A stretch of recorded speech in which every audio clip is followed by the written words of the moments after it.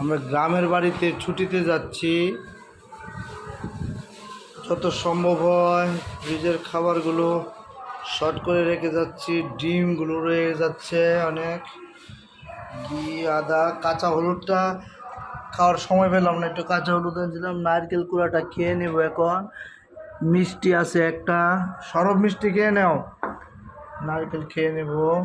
আর এটার মধ্যে লেবু আছে, কিছু সবজি আছে, হালকা লেবু আছে, নারকেল আছে দুইটা। মালটা নিয়ে নাও। মালটা আর আপেল আছে, নষ্ট হয়ে যেতে পারে। দুটো নারকেল আছে, নিয়ে যেতে হবে।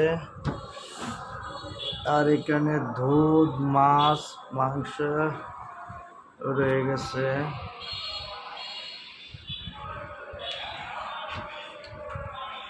আমরা সব কিছু গোছগাছ করে চলে যাব।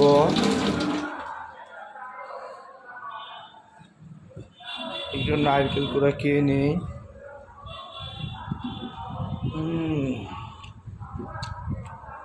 ওকে।